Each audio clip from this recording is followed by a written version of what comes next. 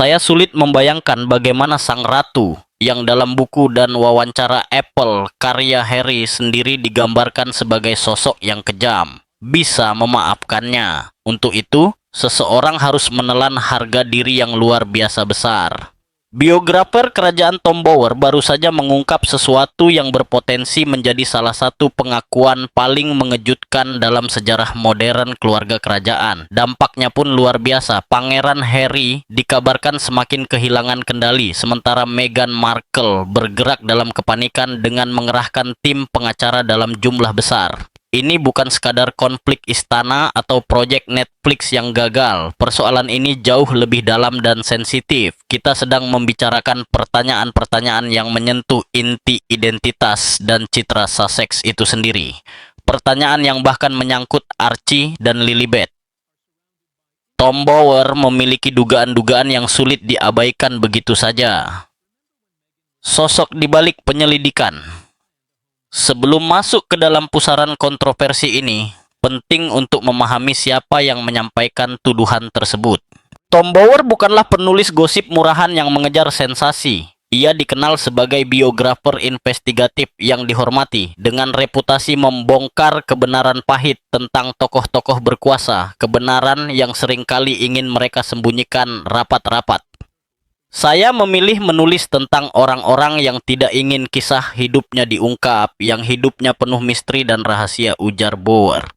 Saya justru menikmati menggali hal-hal yang tidak ingin mereka ketahui publik. Biografi kerajaan sebelumnya tentang Pangeran Charles menjadi buku terlaris dan mengulas secara mendalam pemulihan citra Charles pasca kematian Diana serta perjalanan Camilla menuju penerimaan publik.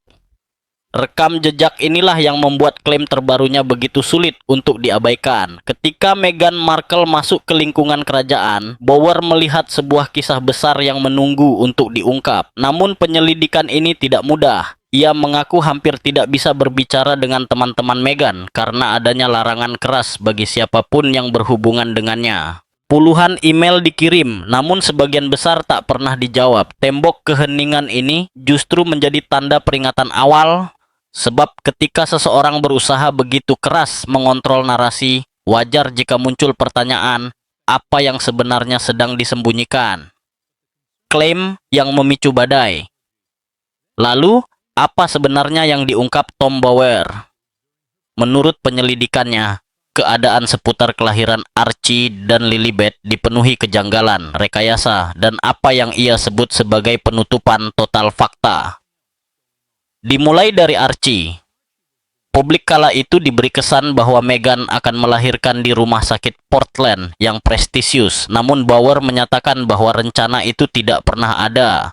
Meghan disebut-sebut berniat melahirkan di rumah. Masalahnya, informasi tentang tanggal dan waktu kelahiran dikabarkan sengaja dimanipulasi. Publik dibohongi soal kapan dan bagaimana kelahiran itu terjadi, ujar Bower secara lugas. Pertanyaannya sederhana namun mengganggu. Mengapa seseorang berbohong tentang waktu kelahiran bayinya? Kemudian ada tradisi foto di depan rumah sakit.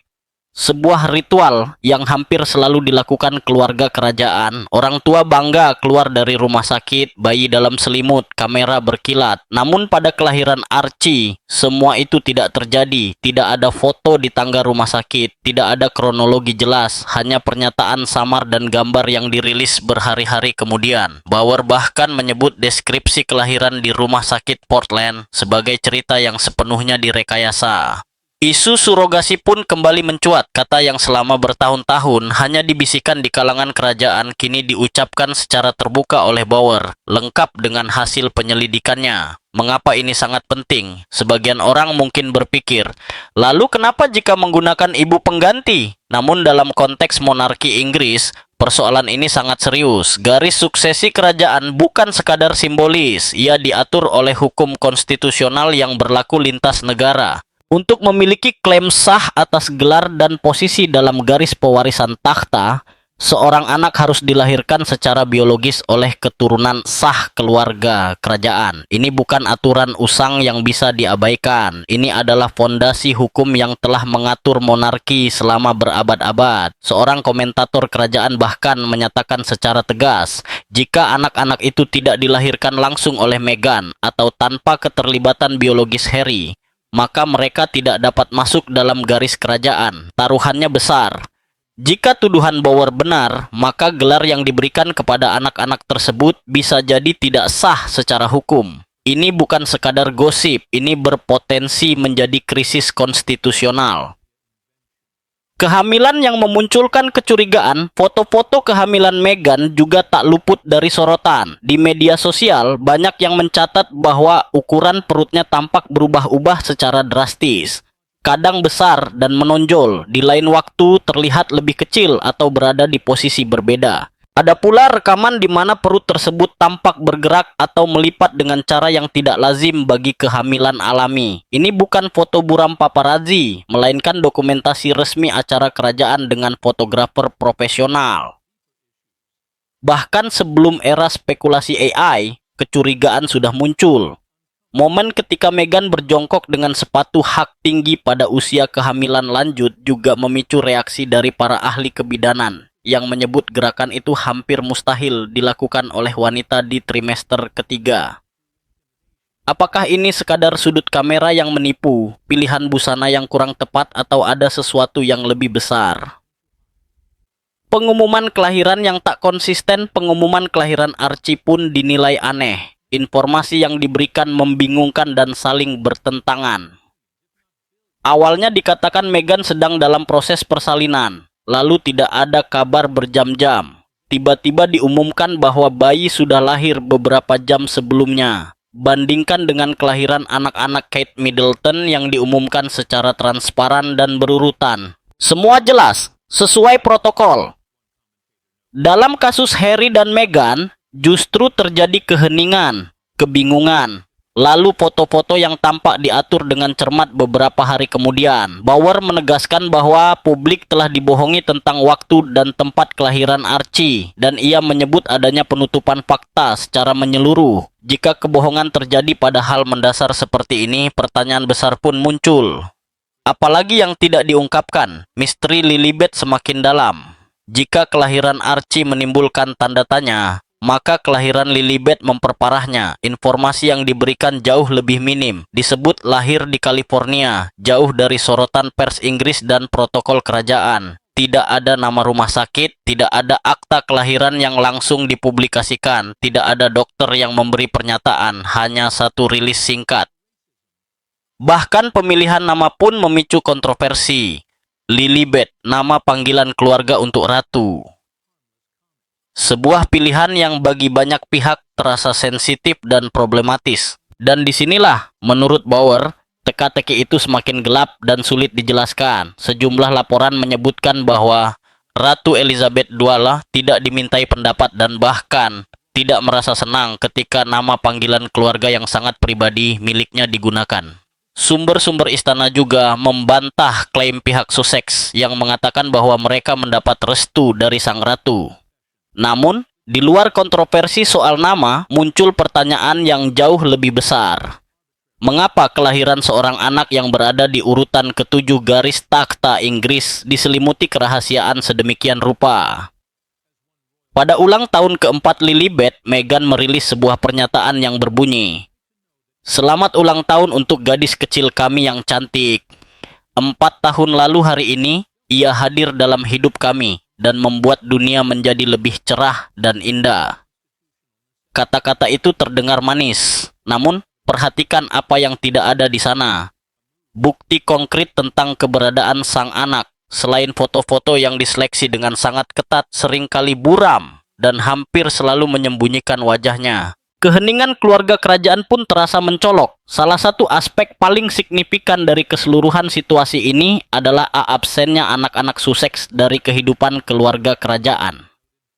Bandingkan dengan anak-anak Pangeran William dan Kate, George, Charlotte, dan Louis yang kerap terlihat bersama Raja Charles, Ratu Camilla, dan sebelum wafatnya, Ratu Elizabeth II dalam berbagai acara resmi seperti Trooping the Colour, Natal di Sandringham, Misa Paskah, hingga perayaan Jubili. Hubungan antara anak-anak William dan keluarga kerajaan terdokumentasi dengan jelas. Puluhan foto, ratusan momen publik, dan ikatan keluarga yang hangat serta nyata. Sekarang pikirkan Archie dan Lilibet. Pernahkah Anda melihat foto mereka bersama Raja Charles, Ratu Camilla, William dan Kate, atau anggota senior kerajaan lainnya? Jawabannya tidak pernah, dan ini bukan semata karena Harry dan Meghan tinggal di California. Bahkan sebelum mereka meninggalkan Inggris, ketika masih aktif sebagai anggota kerajaan, momen-momen keluarga semacam itu tampaknya juga tidak pernah terjadi. Ratu Elizabeth II yang masih hidup saat kedua anak Sussex lahir tidak pernah difoto bersama mereka. Tidak saat pembaptisan, ulang tahun, atau pertemuan keluarga apapun. Raja Charles yang seharusnya menjadi kakek mereka juga tidak memiliki hubungan publik yang terdokumentasi dengan kedua anak tersebut. Bukankah ini terasa janggal? Seorang orang dalam istana bahkan mengajukan pertanyaan secara langsung. Apakah ini sekadar kebetulan atau memang istana sengaja menjaga jarak? Apapun jawabannya, keheningan itu berbicara banyak. Penolakan istana untuk secara terbuka merangkul cucu-cucu ini memberi sinyal kuat bahwa mungkin keluarga kerajaan mengetahui atau setidaknya mencurigai sesuatu yang belum diungkap ke publik. Harry yang semakin terpuruk dampak pengungkapan Tom Bower terhadap Pangeran Harry disebut-sebut sangat menghancurkan. Laporan dari Montecito menggambarkan kondisi yang mengkhawatirkan. Harry dikabarkan terobsesi dengan pemberitaan media, menghabiskan berjam-jam membaca artikel, menonton video YouTube, dan memantau diskusi media sosial tentang anak-anaknya. Teman-temannya mengatakan ia mulai kehilangan kendali, mondar-mandir di rumah, mudah marah pada staf, terjerumus dalam teori konspirasi, dan hampir tidak tidur. Ironisnya, ini adalah pria yang memposisikan dirinya sebagai pejuang kesehatan mental. Seseorang yang terbuka soal terapinya sendiri dan mendorong orang lain untuk mencari bantuan. Kini, ia tampak runtuh di bawah beban pertanyaan yang enggan ia jawab. Selama ini, Harry kerap menyalahkan media atas hampir semua masalah dalam hidupnya. Kematian ibunya, kegagalan hubungan, hingga keputusannya meninggalkan kehidupan kerajaan. Namun, krisis saat ini bukanlah hasil rekayasa media. Ini lahir dari pilihan-pilihannya sendiri, dari kerahasiaan yang ia bangun, dan dari penolakannya untuk bersikap transparan. Dalam sebuah wawancara terbaru, Harry mengatakan sesuatu yang cukup membuka mata. Ia tidak bisa membayangkan membawa istri dan anak-anaknya kembali ke Inggris. Katanya, mereka akan kehilangan segalanya. Namun benarkah alasannya soal keamanan? Atau ada faktor lain yang membuatnya enggan membawa anak-anaknya ke negara tempat akta kelahiran, catatan rumah sakit, dan asal-usul biologis mereka bisa diperiksa atau dipertanyakan. Tom Bower menilai bahwa Harry pada masa mudanya sangat menyukai pujian. Ia menikmati sorotan, terutama saat bertugas sebagai tentara. Namun kemudian kritik mulai berdatangan, termasuk karena perilakunya yang mabuk di depan umum. Penilaian psikologis Bower terhadap Harry cukup keras. Ia menyebut Harry kurang cerdas dan masih sangat terluka oleh kematian dini ibunya, Diana. Menurutnya, Harry secara keliru menyalahkan media atas kematian sang ibu. Kemungkinan besar, ketidakmampuan Harry menghadapi sorotan saat ini berakar pada trauma yang belum terselesaikan, keterbatasan berpikir kritis, dan kecenderungan menyalahkan pihak luar alih-alih menghadapi kebenaran yang tidak nyaman. Respon Meghan yang penuh perhitungan. Sementara Harry tampak goyah, Meghan Markle justru mengambil pendekatan yang sangat berbeda, dingin, terukur, dan strategis. Laporan menyebutkan bahwa ia telah mengerahkan tim hukum yang bekerja tanpa henti, mengirimkan surat peringatan hukum, mengancam gugatan, dan berusaha membungkam kritik melalui tekanan hukum. Masalahnya, strategi ini justru menimbulkan kecurigaan. Ancaman hukum tidak menghapus pertanyaan yang sah. Sebaliknya, hal itu seringkali memperbesar rasa curiga. Ketika seseorang merespons tuduhan dengan pengacara, bukan dengan bukti, publik wajar bertanya, apa yang sebenarnya ingin disembunyikan? Itu selalu menjadi motifnya, ujar Bauer secara belak-belakan. Ia menyebut Meghan terobsesi pada uang dan itulah alasan ia menikahi Pangeran Harry. Menurut riset Bauer, Meghan sangat kecewa saat mengetahui bahwa kekayaan Harry jauh lebih kecil dari yang ia bayangkan. Ia mengira Harry bernilai ratusan juta, bahkan miliaran, dan kini harus menutup kekurangan itu sendiri. Tekanan finansial ini mungkin menjelaskan kontrak Netflix, kerja sama Spotify yang kini dibatalkan, memuar, serta upaya berkelanjutan untuk memonetisasi koneksi kerajaan, sesuatu yang ironisnya mereka klaim ingin tinggalkan. Namun hal ini juga menimbulkan pertanyaan tentang motif sebenarnya. Jika Meghan menikahi Harry demi kekayaan dan status, mungkinkah ia bersedia mengambil langkah ekstrem untuk mengamankan posisinya? Termasuk menciptakan kesan adanya anak-anak biologis yang dapat mengukuhkan tempatnya dalam garis kerajaan. Seorang komentator menyimpulkan bahwa Meghan menggunakan segalanya demi publisitas. Pola ini juga terlihat dari hubungannya yang terputus dengan hampir seluruh keluarganya. Ayah, saudara tiri, hingga teman masa kecil. Siapapun yang tidak mengikuti aturannya akan disingkirkan. Siapapun yang berpotensi mengungkap kebenaran, tidak menyenangkan akan dibungkam. Wawancara Oprah yang kembali dipertanyakan. Dan disinilah banyak pihak mulai kembali mengingat wawancara Oprah yang pernah mengguncang dunia. Sebuah wawancara yang kini, bagi sebagian orang, terasa perlu ditinjau ulang dengan sudut pandang yang jauh lebih kritis. Momen itu seharusnya menjadi saat bagi Harry dan Meghan untuk mengatakan kebenaran, kesempatan mereka meluruskan semuanya. Mari kita melihat kembali satu bagian tertentu dengan sudut pandang yang baru. Meghan mengklaim bahwa ada kekhawatiran dan percakapan di dalam keluarga kerajaan mengenai seberapa gelap warna kulit Archie saat ia lahir. Tuduhan rasisme di lingkungan keluarga kerajaan ini langsung menjadi berita besar di seluruh dunia.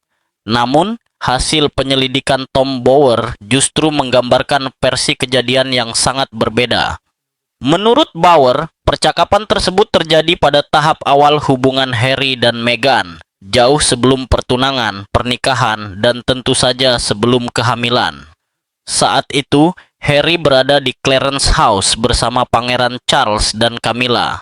Bauer menceritakan bahwa Camilla sambil bercanda berkata, "Anakmu nanti mungkin akan berkulit coklat dan berambut merah."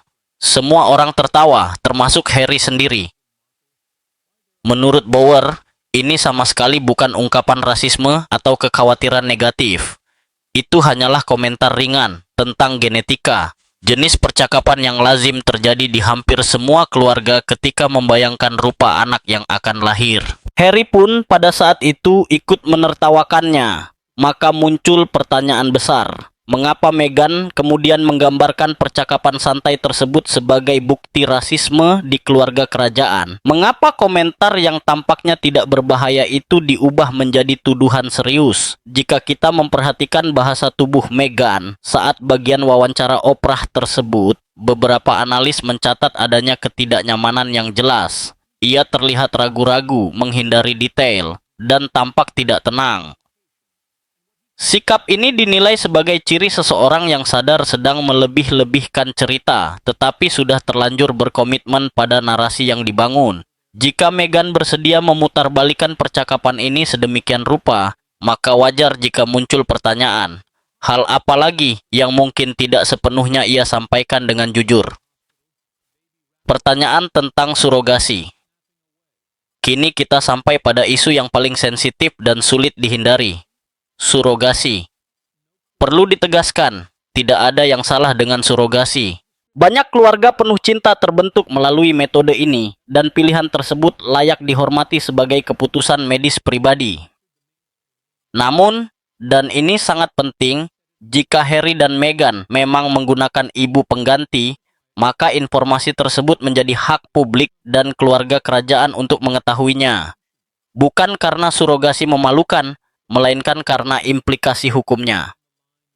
Monarki Inggris tunduk pada aturan suksesi yang ketat. Untuk masuk ke dalam garis pewarisan takhta, seorang anak biasanya harus lahir secara biologis dari tubuh keturunan kerajaan. Aturan ini bukan dibuat secara sembarangan, melainkan dibangun selama berabad-abad untuk memastikan kejelasan dan keabsahan suksesi. Jika Archie dan Lilibet lahir melalui ibu pengganti, maka secara hukum mereka kemungkinan besar tidak memenuhi syarat untuk posisi mereka saat ini dalam garis suksesi maupun untuk gelar yang disandang. Ini bukan soal menghakimi pilihan reproduksi siapapun, melainkan soal keakuratan hukum dan konstitusi. Seorang komentator kerajaan bahkan menyatakan secara tegas bahwa Harry dan Meghan tidak berhak menuntut privasi penuh dalam hal ini. Hak publik untuk memastikan bahwa hanya mereka yang memiliki garis keturunan sah yang dapat mewarisi takhta berada di atas privasi pribadi. Komentator tersebut menambahkan bahwa yang perlu dilakukan Harry dan Meghan sangat sederhana, membuktikan bahwa Meghan benar-benar melahirkan anak-anak tersebut. Jika tidak, ketidakjelasan ini justru merugikan anak-anak itu sendiri dan juga keluarga kerajaan. Ini bukan soal kekejaman, melainkan kebutuhan konstitusional. Bukti-bukti yang terus menghantui, mari kita lihat bukti-bukti tidak langsung yang membuat cerita ini terus hidup. Pertama, ketidaksesuaian dalam lini masa kehamilan. Meghan mengumumkan kehamilannya di pernikahan Putri Eugenie, waktu yang dianggap banyak orang tidak pantas. Namun, tanggal konsepsi, pengumuman, dan kelahiran tidak pernah sepenuhnya selaras dengan perkembangan kehamilan yang terlihat. Lalu muncul kontroversi baby bump. Beberapa kali perut kehamilan terlihat berubah ukuran secara drastis, bergeser posisi, atau bergerak dengan cara yang secara fisik sulit dijelaskan. Ada pula kebingungan seputar rumah sakit. Pernyataan yang saling bertentangan mengenai di mana Archie dilahirkan, kapan tepatnya, dan siapa saja yang hadir. Yang tak kalah mencurigakan, tidak pernah ada nama dokter atau bidan yang disebutkan atau diwawancarai terkait kedua kelahiran tersebut. Sesuatu yang sangat tidak biasa dalam konteks kelahiran kerajaan. Foto-foto pembaptisan resmi pun menuai perhatian karena para ahli fotografi kerajaan menilai gambar-gambar tersebut tampak sangat diedit dengan sejumlah kejanggalan teknis. Dokter kandungan juga mencatat bahwa Meghan tidak menunjukkan tanda-tanda fisik umum pada kehamilan lanjut. Tidak ada pembengkakan, tidak ada perubahan wajah yang khas, dan tidak ada kesulitan bergerak atau menjaga keseimbangan. Selain itu, pemulihan yang tampak sempurna juga menimbulkan tanda tanya. Meghan muncul di depan publik hanya beberapa hari setelah kelahiran Archie. Terlihat sangat rapi tanpa tanda-tanda kelelahan pasca melahirkan yang biasanya terlihat secara medis. Bertahun-tahun kemudian, jumlah foto kedua anak itu tetap sangat terbatas.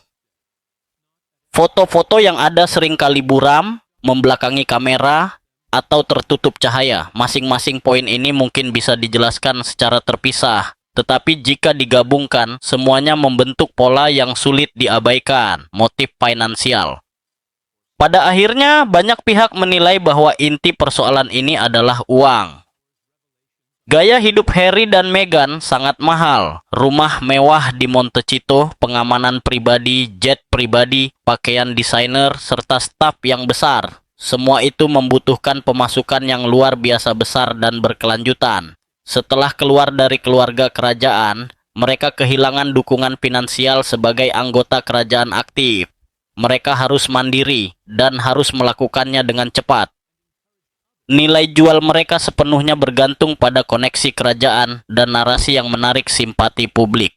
Mereka harus tetap relevan, emosional, dan layak mendapatkan kontrak bernilai jutaan dolar. Memiliki anak-anak kerajaan, ahli waris biologis dalam garis suksesi, secara signifikan meningkatkan nilai tersebut. Tom Bower mengamati bahwa mereka kini terikat sepenuhnya pada kontrak Netflix, buku, dan berbagai proyek lain. Kritik apapun tidak lagi bisa dihindari, karena hanya itulah cara mereka menghasilkan uang.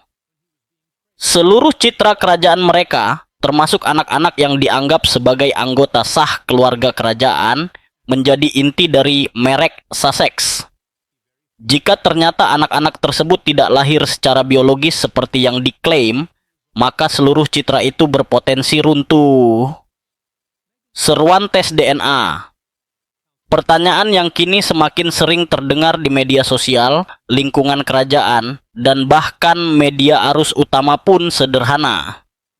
Apakah Harry dan Meghan bersedia menjalani tes DNA? Gagasan ini memang terasa tidak nyaman dan invasif. Mempertanyakan asal-usul anak-anak adalah hal yang sensitif dan menyakitkan. Namun, ketika anak-anak tersebut memegang gelar berdasarkan garis keturunan, ketika mereka berada dalam garis suksesi, dan ketika implikasi konstitusional dipertaruhkan, pertimbangannya berubah. Para pendukung tes DNA berpendapat bahwa satu tes sederhana dapat mengakhiri semua spekulasi. Jika memang tidak ada yang disembunyikan, mengapa tidak melakukannya? Namun hingga kini respon dari pihak Sussex tetap sama, keheningan, pengacara, dan ancaman hukum. Tetapi tidak pernah jawaban yang benar-benar menjawab inti pertanyaan. Transparansi, itulah yang tidak pernah mereka berikan. Dan keheningan ini semakin lama semakin merugikan. Di mata publik, diam kini seringkali diartikan sebagai tanda bersalah. Setiap hari tanpa kejelasan membuat kecurigaan makin menguat. Setiap ancaman hukum justru membuat orang semakin yakin bahwa ada sesuatu yang disembunyikan. Bahkan foto-foto yang dipilih dengan sangat hati-hati, yang lebih banyak menutup daripada memperlihatkan, justru memperdalam misteri. Tes DNA sebenarnya sangat sederhana. Hasilnya pasti dan bisa langsung mengakhiri semua spekulasi. Jika memang sesuai dengan klaim Harry dan Meghan. Lalu pertanyaannya, mengapa mereka tidak melakukannya? Jarak strategis istana. Cara keluarga kerajaan menangani situasi ini berbicara lebih keras daripada pernyataan apapun. Mereka hampir sepenuhnya diam soal anak-anak Sussex. Tidak ada foto hangat bersama cucu-cucu.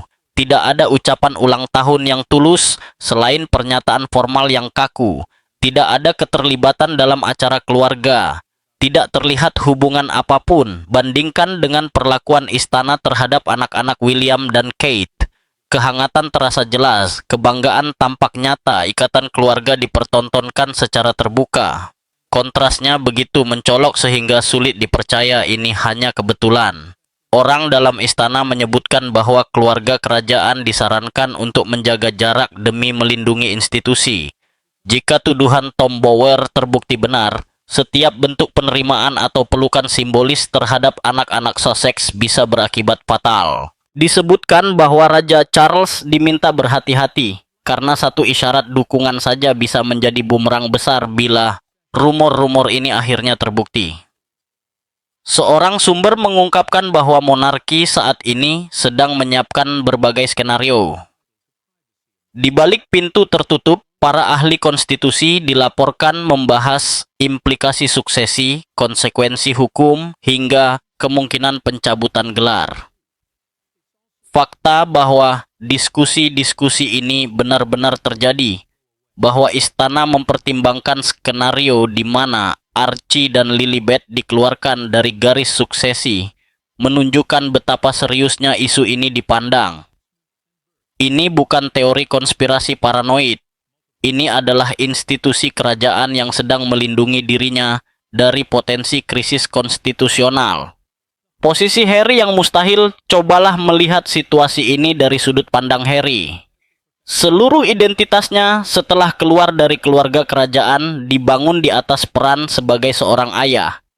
Ayah adalah narasi penebusannya, makna hidup yang ia temukan setelah trauma kehilangan ibunya dan tekanan kehidupan kerajaan. Dalam wawancara Oprah, serial Netflix, hingga pernyataan publik lainnya, Harry selalu menekankan bahwa menjadi ayah bagi Archie dan Lilibet adalah hal terpenting dalam hidupnya. Kini identitas dasar itu dipertanyakan. Keabsahan statusnya sebagai ayah diperdebatkan secara global. Jika ia memang ayah biologis dan anak-anak itu lahir secara alami, tuduhan-tuduhan ini tentu sangat menyakitkan. Pelanggaran privasi, kemarahan, dan dorongan untuk melindungi anak-anak dari spekulasi tidak berdasar pasti sangat besar. Namun, jika ada kebenaran dalam tuduhan tersebut, jika ia tahu bahwa anak-anaknya lahir melalui cara yang bisa menggugurkan status kerajaan mereka, maka ia terjebak dalam dilema tanpa jalan keluar. Ia tidak bisa mengakui kebenaran tanpa menghancurkan segalanya, tetapi juga tidak bisa membantahnya secara meyakinkan tanpa bukti nyata. Tak heran jika laporan menyebutkan bahwa ia mulai kehilangan kendali. Tom Bauer mencatat bahwa Harry secara keliru menyalahkan media atas segalanya. Padahal, kritik terhadapnya muncul karena berbagai tindakannya sendiri, mabuk di tempat umum, mengenakan kostum Nazi di sebuah pesta, hingga difoto telanjang di Las Vegas. Harry selalu kesulitan menghadapi kritik karena ia merasa dirinya terus menjadi sasaran. Ia lebih nyaman memposisikan diri sebagai korban keadaan daripada bertanggung jawab atas pilihannya sendiri. Namun krisis ini tidak bisa dialihkan kesalahannya ke pihak lain. Jika sejak awal Harry dan Meghan bersikap terbuka, semua spekulasi ini tidak akan pernah muncul.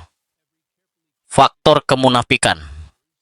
Inilah yang membuat banyak pengamat merasa sangat tersinggung. Kemunafikan yang mencolok. Harry dan Meghan membangun merek mereka di atas keaslian, keterbukaan, dan keberanian untuk keluar dari batasan kerajaan. Mereka mengklaim hidup dengan jujur, mengkritik keluarga kerajaan karena dianggap palsu, terlalu mementingkan citra, dan bersembunyi di balik protokol. Narasi mereka selalu sama. Kami berbeda, kami nyata, kami jujur, kami berani mengatakan kebenaran meski tidak nyaman.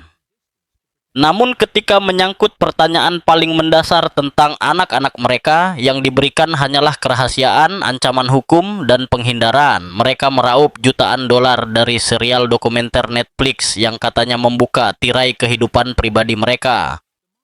Namun justru anak-anak yang menurut pengakuan mereka sendiri adalah bagian terpenting dalam hidup, hampir sepenuhnya disembunyikan. Mereka berbicara terbuka di Oprah tentang percakapan keluarga yang sangat pribadi, menuduh rasisme, dan membahas kesehatan mental. Tetapi mereka menolak merilis akta kelahiran atau mengizinkan foto anak-anak mereka terlihat jelas. Kontradiksi ini sulit diabaikan. Anda tidak bisa membangun citra kejujuran total sambil menolak menjawab pertanyaan yang sah. Anda tidak bisa memonetisasi koneksi kerajaan sambil menyembunyikan bukti yang melegitimasi koneksi tersebut. Tak heran jika banyak orang merasa dibohongi, dan perasaan itu beralasan. Anak-anak di pusat badai. Di tengah semua kekacauan ini, ada dua korban yang sama sekali tidak bersalah. Archie dan Lilibet. Apapun keadaan kelahiran mereka, apapun asal-usul biologisnya, mereka adalah anak-anak yang berhak atas stabilitas, perlindungan, dan ketenangan. Mereka tidak memilih untuk lahir dalam pusaran kontroversi ini. Mereka tidak meminta menjadi subjek perdebatan konstitusional dan spekulasi global. Jika Harry dan Meghan benar-benar ingin melindungi anak-anak mereka, jawabannya adalah transparansi, bukan kerahasiaan. Dengan menjernihkan pertanyaan-pertanyaan ini secara tuntas, anak-anak itu bisa tumbuh tanpa bayang-bayang keraguan. Sebaliknya, dengan terus mempertahankan tembok diam, mereka justru memastikan bahwa Archie dan Lilibet akan menjalani hidup dengan legitimasi mereka terus dipertanyakan. Seorang komentator menyebut situasi ini tidak adil bagi anak-anak. Mereka berhak mengetahui kebenaran dan tumbuh tanpa spekulasi yang tak berujung. Jika memang ada surogasi atau metode reproduksi berbantu lainnya, itu adalah kisah yang indah. Kisah yang layak dibagikan dengan bangga, bukan disembunyikan seolah memalukan. Banyak anak hasil surogasi tumbuh sehat, bahagia, dan penuh cinta. Namun kerahasiaan menciptakan kesan bahwa ada sesuatu yang salah, dan beban itu akan mereka pikul seumur hidup kecuali orang tua mereka memilih keterbukaan. Dampak lebih luas bagi monarki. Jika skandal ini terus berkembang, dampaknya bisa melampaui Harry dan Meghan. Monarki Inggris bertahan lebih dari 1000 tahun dengan beradaptasi terhadap zaman sambil menjaga prinsip-prinsip inti. Salah satunya adalah garis keturunan suksesi yang jelas dan terdokumentasi. Jika pertanyaan tentang darah dan legitimasi mengakar di benak publik, salah satu sumber utama kewibawaan monarki akan terkikis. Institusi ini sudah menghadapi banyak badai, skandal Andrew, kepergian Harry dan Meghan, tuduhan rasisme, hingga pertanyaan tentang relevansinya di era modern. Krisis konstitusional terkait suksesi dan legitimasi biologis bisa menjadi pukulan yang melemahkan dukungan publik secara mendasar. Raja Charles, yang menunggu seumur hidup untuk naik takhta, kini berada dalam posisi yang sangat sulit. Anak-anak itu diklaim sebagai cucunya, namun memeluk mereka secara terbuka bisa menjadi risiko besar jika tuduhan terbukti benar. William, pewaris takhta berikutnya, dikabarkan memilih menjaga jarak total dari anak-anak Sussex, tanpa foto bersama, tanpa interaksi publik. Sebuah pesan jelas bahwa masa depan monarki tidak mencakup mereka. Istana dilaporkan tengah mempersiapkan kemungkinan bahwa Archie dan Lilibet harus dikeluarkan dari garis suksesi. Ini bukan spekulasi kosong, ini disebut-sebut benar-benar dibahas secara internal. Fakta bahwa monarki bersikap demikian menunjukkan betapa seriusnya ancaman ini dipandang. Rekam jejak Tom Bower. Kembali pada Tom Bower, karena kredibilitasnya sangat menentukan apakah tuduhan ini akan terus mendapat perhatian. Bower telah menulis biografi tanpa izin tentang banyak tokoh berkuasa: Robert Maxwell, Mohammed Al-Fayed, Conrad Black, Simon Cowell, dan lainnya. Karyanya dikenal sangat teliti dan sering mengungkap kebenaran yang tidak nyaman. Biografinya tentang Pangeran Charles mengungkap detail hubungan Charles dan Camilla yang sebelumnya ingin dirahasiakan istana. Meski sensitif, buku itu diterima dengan baik karena akurasinya. Ketika Meghan Markle muncul di panggung kerajaan, Bower langsung melihatnya sebagai subjek yang menarik. Ia bertanya-tanya bagaimana kisah ini akan berakhir. Buku hasil penelitiannya tentang Meghan menyoroti pola perilaku yang konsisten, hubungan keluarga yang terputus, persahabatan yang berakhir, dan pengelolaan citra yang sangat ketat. Ia mengaku bahwa sebagian besar teman Meghan bahkan tidak membalas emailnya karena adanya larangan berbicara dengannya. Namun Bower tetap menemukan sumber dan menyusun potongan-potongan cerita, sebuah pendekatan yang selama ini menjadi ciri khas karyanya. Sebuah narasi dan banyak klaim Tom Bower sejak itu telah diperkuat oleh laporan jurnalistik lainnya. Jadi ketika Bower menyatakan bahwa seluruh kisah yang disampaikan Meghan tentang persalinan di rumah sakit Portland adalah hasil rekayasa total, ia tidak berbicara tanpa dasar. Ia melakukan penyelidikan, berbicara dengan banyak pihak, dan menyusun argumen yang kuat. Itu tidak berarti ia pasti sepenuhnya benar, tetapi jelas membuatnya tidak bisa begitu saja diabaikan. Tidak ada yang bisa mengalahkan cerita nyata, kata Bower. Menurutnya, disitulah letak kegembiraan menulis buku-buku semacam ini. Pada akhirnya tidak ada yang lebih kuat daripada kebenaran dan fakta yang sebenarnya. Lalu, di manakah posisi kita sekarang? Bertahun-tahun setelah saga ini dimulai, justru lebih banyak pertanyaan daripada jawaban. Tom Bower telah memaparkan tuduhannya. Bukti-bukti, meski bersifat tidak langsung, terus bertambah dan membentuk gambaran yang semakin serius. Istana memilih menjaga jarak. Harry dikabarkan semakin tertekan. Meghan mengandalkan tim pengacara, dan di tengah semua itu ada dua anak kecil yang identitasnya dipertanyakan oleh orang-orang dewasa yang seharusnya melindungi mereka. Apakah Anda mempercayai tuduhan Tom Bower? Apakah menurut Anda Harry dan Meghan telah bersikap jujur tentang anak-anak mereka dia? Haruskah mereka menjalani tes DNA untuk mengakhiri semua spekulasi? Ataukah Anda justru melihat semua ini sebagai perburuan penyihir yang dipicu oleh rasisme dan misogini, yang menargetkan pasangan yang hanya ingin menjaga privasi keluarganya? Kebenaran itu penting, bukan hanya soal gelar dan garis suksesi, meskipun secara konstitusional hal itu sangat signifikan, tetapi karena anak-anak berhak tumbuh dengan mengetahui kisah hidup mereka yang sebenarnya, apapun kisah itu. Harry dan Meghan kini dihadapkan pada sebuah pilihan. Mereka bisa terus berlindung di balik pengacara, ancaman hukum, dan foto-foto yang dipilih dengan cermat, Atau mereka bisa melakukan apa yang dulu mereka klaim perjuangkan, mengatakan kebenaran. Seluruh kebenaran, bukan versi yang disunting dan dimonetisasi, melainkan kenyataan apa adanya. Mari kita lihat apa yang benar-benar kita ketahui. Lini masa kehamilan penuh ketidaksesuaian, pengumuman kelahiran membingungkan, cerita tentang rumah sakit berubah-ubah, anak-anak hampir sepenuhnya disembunyikan dari publik, keluarga kerajaan menjaga jarak yang belum pernah terjadi sebelumnya. Dan kini Tom Bower, seorang penulis biografi dengan rekam jejak yang terbukti, menuduh adanya pemalsuan secara terang-terangan. Ini bukan teori konspirasi dari akun anonim di internet. Ini adalah rangkaian kejanggalan yang terdokumentasi dan layak mendapatkan penjelasan. Pertanyaannya bukan apakah publik berhak bertanya. Pertanyaannya adalah, apakah Harry dan Meghan memiliki keberanian untuk menjawab? Apakah Harry dan Meghan adalah korban spekulasi yang tidak adil atau justru pencipta krisis mereka sendiri? Haruskah monarki menuntut bukti sebelum memberikan gelar dan posisi dalam garis suksesi?